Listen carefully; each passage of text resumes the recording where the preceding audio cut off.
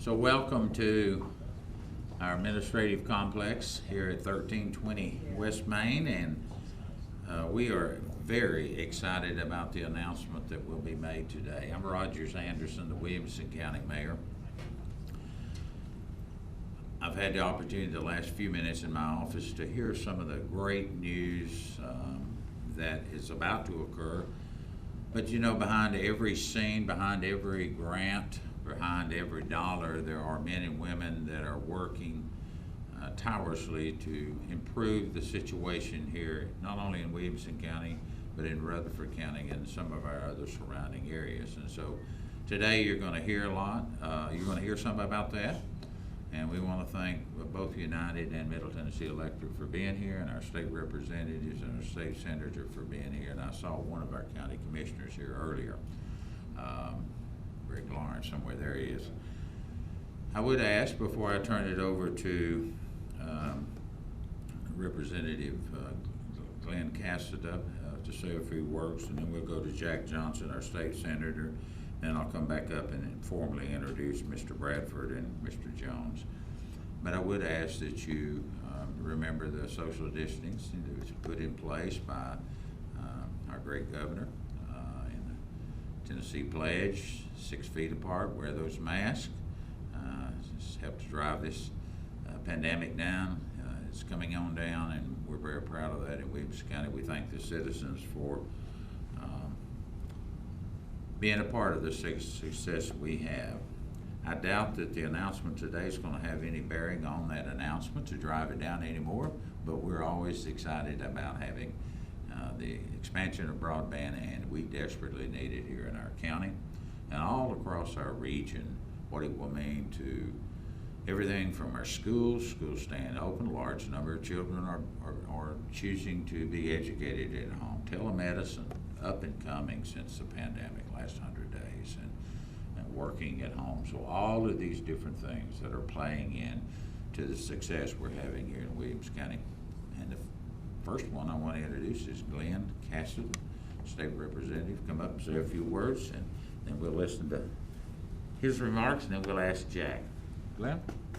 Thank you, Mayor, and I appreciate your leadership. I don't think we get to express it enough. Being county mayor is probably one of the most important things, but you are the point of center and the driving of the economic development of our county. And you've had many late nights. When I knew Rogers, he used to have red hair, and now he's turned blonde on us. So thank you, Rogers, for your leadership and what you do.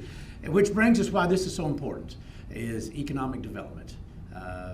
80 years ago, the rural electrification of the state was the big thing. It was cooperative between our utilities and our business people in the state and federal, and we brought electricity to the state of Tennessee via TVA. Today, it's broadband. And our leaders in the utility industry and our leaders at United Telephone, working with Governor Lee, working with the senator, we are bringing broadband to the rural parts of the county. And that brings jobs to the rural parts of the county, and that's, as the old saying goes, a rising tide will lift all boats, and this is what we'll do. So one more brag point. William, you and I, and who else was at that meeting late one night? Yes, Chuck, yes. And so we were in the Bethesda community, and the members out there just wanted to know when will broadband come? And so these guys in this room came with us, Jack, and we started at 6 o'clock, and I think it was about 9:15 before we got out. But you guys answered their questions, and you're working with them, and thank you for your leadership. William, I'm looking at you. Thank you all very much.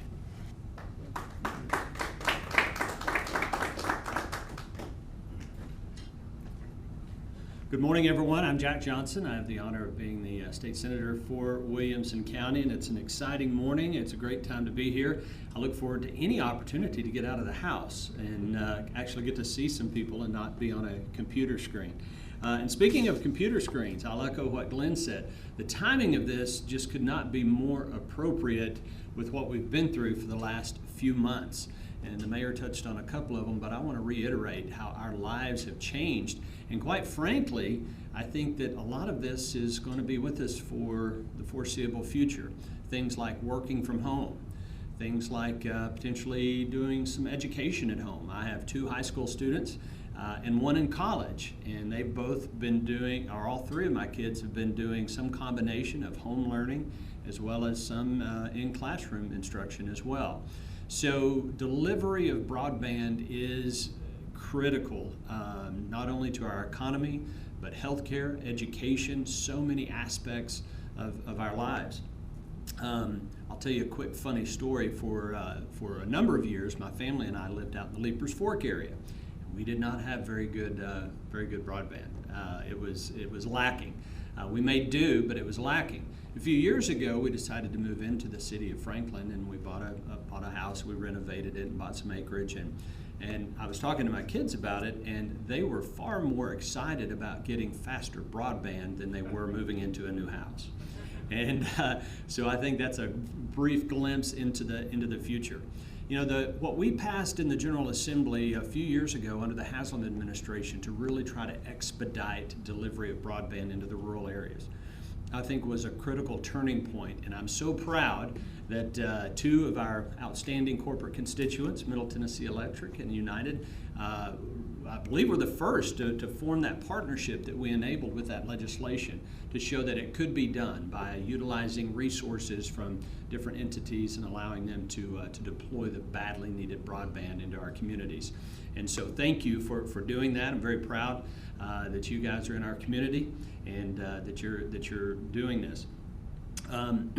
From an economic development standpoint, you know, one of the things that Governor Lee focused on in the campaign and has continued to focus on in his administration is rural economic development. And you cannot develop your economy without broadband.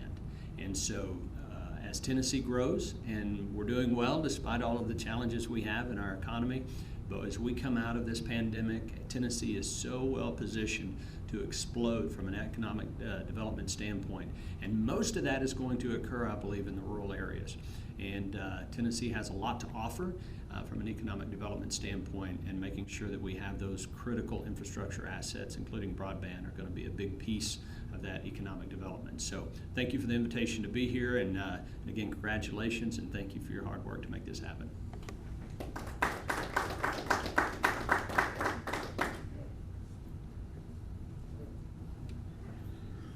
So thank you, Glenn and Jack. Appreciate you guys being here.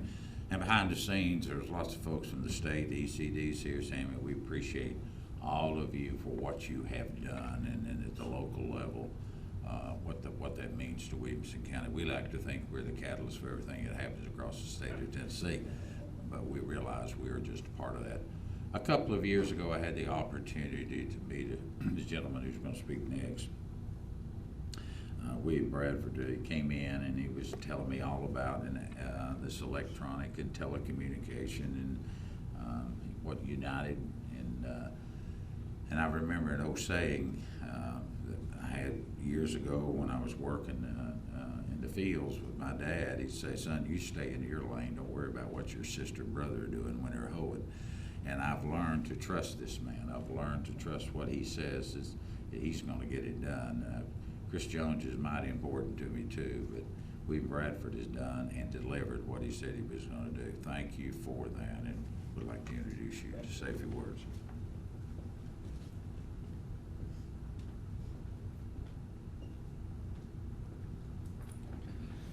Well, thank you, Mayor Anderson. You know, I grew up in Chattanooga and lived in North Carolina for a while. When we moved back to Tennessee 10 years ago, people always asked me, "How's it going there?" And my simple response was, it's a great place to raise a family and run a business.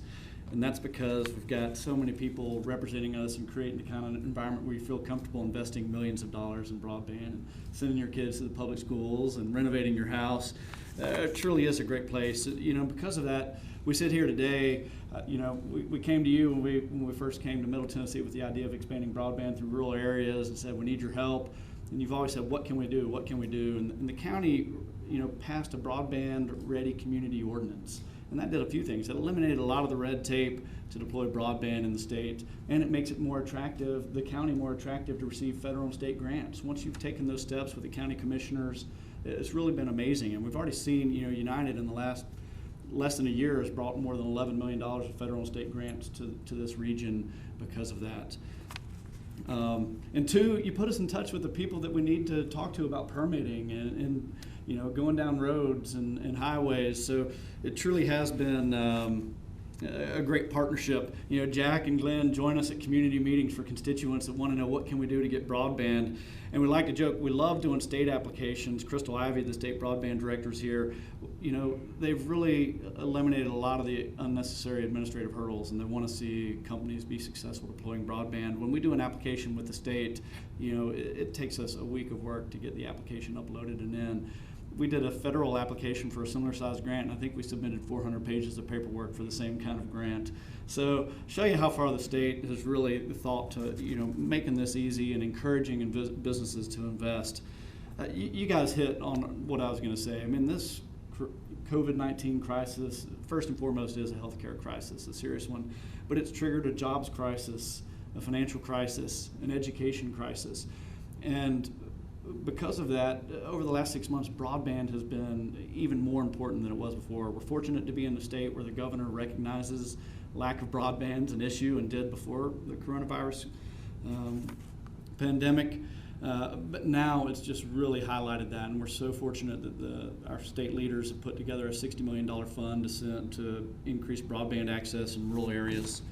The grant today that we're receiving is a $1 million grant that'll be focused mainly on the College Grove areas where people haven't had access to fast internet in a long time or ever, really. So we're really pleased with that. As people have mentioned, to date, we've invested over $50 million in Williamson County deploying fiber to the primarily underserved areas.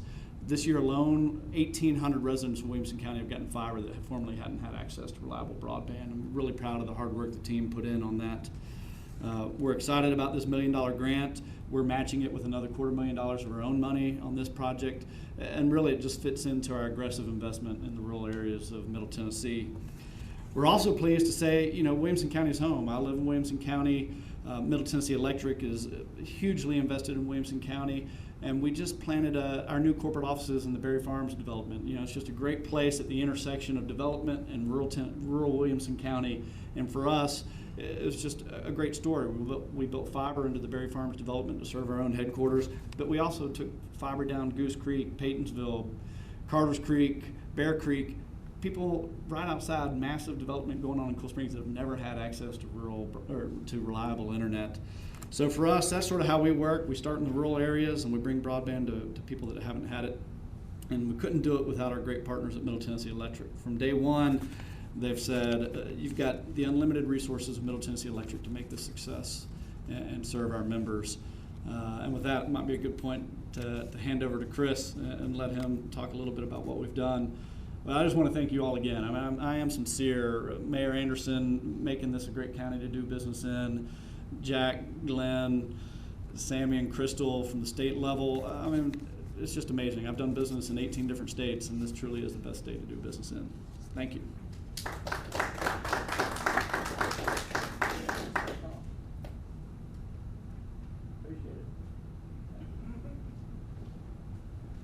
Oh, we're all learning new ways to introduce folks and get around, and it's all new and it's strange. And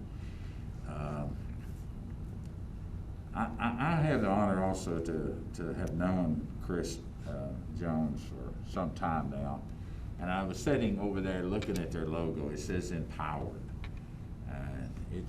It's powered by, and the things that occur in Middle Tennessee area, it's all about electricity. And with your recent acquisition over to Rutherford County, the only change I would like to see Middle Tennessee Electric make is to move into Williamson County with their corporate offices. Chris Jones, come on up.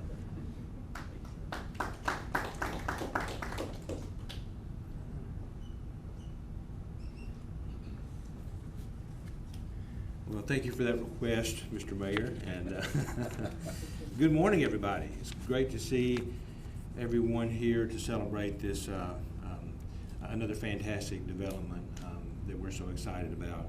So Middle Tennessee Electric has had the honor for the last 84 years to serve virtually every resident and business in Williamson County. And that's something we do not take for granted. It is our honor to serve. And I want to start with saying that and William, we've talked about this too, from the standpoint of whether it's electricity or broadband, when we understand that we are servants, that we are here to serve, then we do our jobs better. And that's the filter through which we look as we seek to serve this greater community. So I've got some Thanksgiving and then a pledge, and I'll be brief. But if I could start with some Thanksgiving, if I may, and I want to start, if I could, with the senator and the representative here. When we worked together, and certainly felt your great support with the leadership of Governor Haslam to change state law to allow us to enter this business space, which made this partnership possible. So thank you for your trust and for your work to see that done. And music to my ears, Senator, to hear you say you're proud of what we've accomplished, because certainly we want to serve, but what we wanted to do too was make you proud. So we appreciate what you both have done for us and your support. We mentioned our friends from the state here who are on staff, who work extremely hard to see these things move forward. I know that they are passionate about this, and that makes a difference. So thank you for our employees from the state who are working every day to see this move forward. Mr. Mayor, you can't tell anyone else this, but you're one of my favorites, you know, as we work with lots of local politicians, and we are thankful for all the relationships we have. But Williamson County has something very special in Mayor Rogers Anderson, and we appreciate him so very much. And you mentioned how Williamson County often sets the pace, and that's true. And so we appreciate the push and the leadership here we felt from you, Mr. Mayor, and other city mayors here in the county, who are saying, you know, this needs to happen, and pushing us along. So we appreciate that. Certainly, Middle Tennessee Electric is thankful for the partnership with United Communications, and very proud of the work we have already done. So, William, again, thank you for the relationship that we have and for the partnership we have as organizations. It is very interesting on a number of levels. It's a unique partnership. We are electric cooperative, not-for-profit, owned by our members, and United is a little different organization, but our values are in lockstep with one another. So we're excited about the opportunities we have in front of us. The pledge. So our pledge is that even though we're talking about some areas here where we're going to deliver service, and we talked about Representative Casson, Bethesda community, and other areas where we've been able to deliver. We know there are other areas that are saying, when are you coming for us? And that includes parts of Williamson County. In fact, we had our annual meeting on August the 29th, and we had a Q&A session as part of that, and we had a number of members of Middle Tennessee Electric from Western Williamson County, Mr. Mayor, I shared with you, who said, when is it our turn? And so I would just say that we are coming. It is our promise to, as we have delivered electric service to everyone in Williamson County who desired it, the same is our intention from a broadband perspective, William, through United, to deliver high-speed internet service, broadband, true broadband, to anyone in Williamson County who wants it. We know there are still a number of underserved or unserved people in this community, and we are on our way. We just can't do it fast enough, not as fast as we would like, but we are committed to seeing it done. That is our promise, certainly our pledge, that we'll see that done. So, Mr. Mayor, I know we have a Q&A session that starts soon, so allow me to turn it over to you. And again, if I could say one more time, what an honor it is to simply serve here in this great community, and if we can be of service in any way, never hesitate to let us know.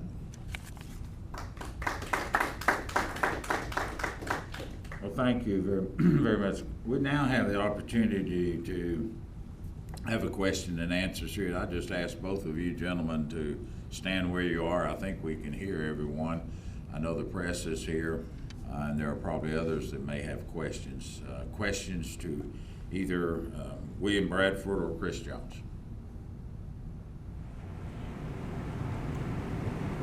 Go ahead. So you said Lead Resort area for Fairview, you've got some plans, I guess. Do you have those timetables for that, or does that depend on grant money coming in?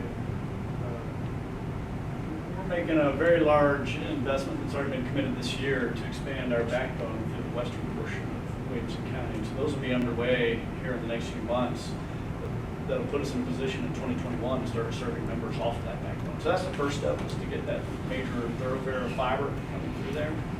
So Middle Tennessee Electric committed to doing that on the fringes of their network to make sure we had fiber in places where there's never been fiber before.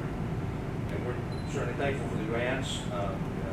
We've earned tens of millions of dollars through grants from the state and the federal government, and every little bit helps. So we're talking about hundreds of millions of dollars of ultimate effort to get this done across our service area. So very much appreciated. Working together, we make this happen faster. Again, the speed, we want to make it happen as fast as we can. I think we can make a real difference next year in this area, building out the backbone that William was referring to. This is an important next step. And we do have existing federal applications in place for some portions of western Williamson County that would obviously help accelerate some of that. I hope to hear back any day. Follow up, Commissioner.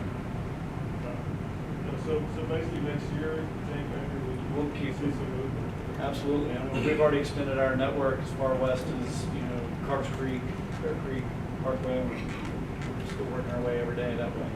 When we announced this partnership, I think we had never crossed the highway.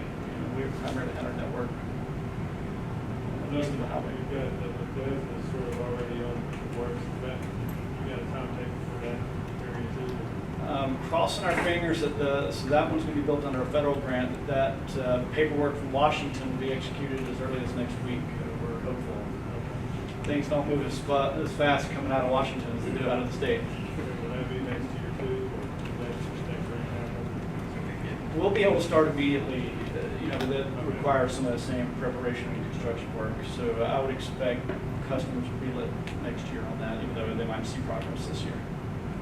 If I may qualify to make sure that, leading the room today, when we say 2021 and we're going to see movement, we are. We're not saying that we're going to be able to deliver service throughout western Williamson County in 2021. This is a multi-year process across our service area. So, again, it's our heart's desire to give service today, but we just can't do that. There are realities in front of us. So still throughout our service territory, we're talking about years to get these things done. And again, the more grants we have, the faster we can do it. So again, to our appreciation for the state, helping with this one. Can I get you, William or Chrissy, the one to kind of explain what the map's all about? Maybe that would, because a lot of the questions are centering around when and where and what kind of time. Yeah, absolutely. So these are the projects that actually started last week. So the nice thing about state grants is they like to move fast, and we like to move fast. So we actually were officially awarded the grant on Friday, and we had crews of Tennesseans rolling through on Monday building fiber. So we built, this is the College Grove area, and I invite you to come up afterwards. As you can tell, it's spread out. The issues now are smaller and smaller. The people in these little isolated pockets that don't have access to broadband, and it's harder to have a solution. But please, I'm really excited. Our team hit the ground running. If you live in the area, you probably saw us on the main roads going cutting through the country. Put up about 100,000 feet of fiber in 1 week. And so I think in the next week or so, we'll be contacting the residents to start scheduling their fiber installations, and that'll start happening here in the next 30 days. So making great progress here throughout the areas east of Paytonsville and the College Grove area. Thank you. Other questions? Glenn? I get a lot of phone calls. I have no 5G, I have no internet. Chris, you mentioned, there are obstacles. I think it's important we outline what those obstacles are. I live in a rural part of the area. The obvious is bring internet to me. Discuss why that just can't be done. It takes grants. Discuss the economic side. Sure. We looked at a rural customer last week. I think it was $78,000 to bring internet to one residence. There's people still in Williamson County and all these surrounding counties really that are just so far from any utility connection that it's really an expensive proposition. So our view of the world is we're doing it, as Chris said, as fast as we can. But there's huge economic hurdles in addition to just physically stranding up fiber, making sure the poles are ready and having it engineered and safe and ready to go. So that's why these grants are truly amazing. I mean, there's some people that probably wouldn't ever have services that weren't for grants, just given the pure cost of providing service. So from Middle Tennessee Electric standpoint, we're not for profit, we're also not for loss, you know. So, you know, there are these realities. We're not seeking to maximize profit as we make these initiatives, but again, our business models are a bit different. But at the end of the day, we're seeking to make sure we can serve everybody.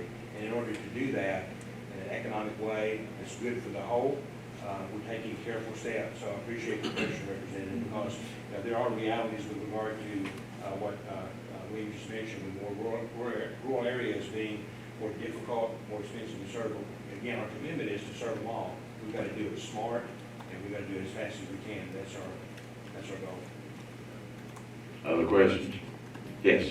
Do we know how many people roughly this area serves? It's a big area, and there's 300 residents in that area that will get service. So that's part of the challenge too, right? That's a lot of fiber, a lot of miles of fiber, and that's why rural Tennesseans have been left behind. So this will be a roughly $1.3 million project that will bring service to 295 residents. And then also, this might be a question for you, Mr. Mayor, but in Williamson County in general, do we know roughly how many people are underserved in this area in terms of broadband? That's probably a question that William can answer, him or Chris, either one. They know the numbers a lot better in this area. It's hard to say. I mean, there's a big effort at the FCC to improve the quality of broadband maps that would show down to the geolocation who has access to broadband and not. The quality of the maps isn't there, but we estimate it's probably in the tens of thousands right in the county. It's not what the FCC maps will say, but we believe it's a big problem. So something I didn't understand going into this process that Williams helped me understand better is what you just spoke to, and even a lack of knowledge in how many, in the level of service that across the county, across the state, across the country for that matter, and the SEC maps that William is referring to, there's an effort to see those updated and made better, and that's something that it seems desperately needs to happen. Yes, absolutely. There's actually a federal law passed just a few weeks ago that will mandate the improvement of the broadband maps in the United States. So we're big supporters of that because it'll help people, our representatives and our state leaders better direct funds to those areas. Good question. Other questions? All right. Well, thank you, Chris. Thank you, William, for your commitment to our county. And I think next we have a demonstration. And again, I'm going to ask someone that knows what they're doing to come up here. The mayor's actually going to be showing us how to do it, right? Yep. We're going to put you to work. We got to splice a lot of fiber in the county, so we need all the help we can get.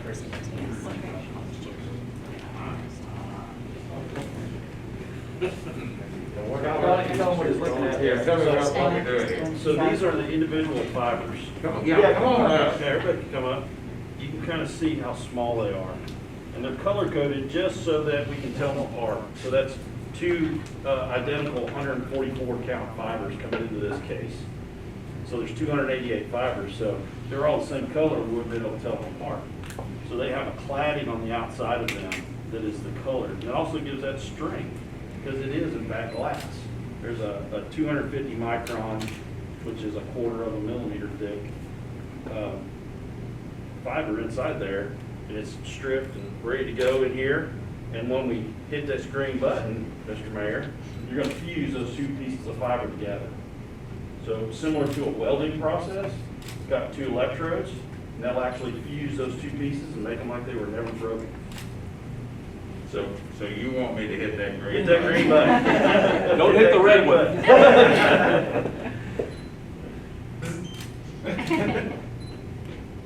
So notice it'll bring them in, it aligns them.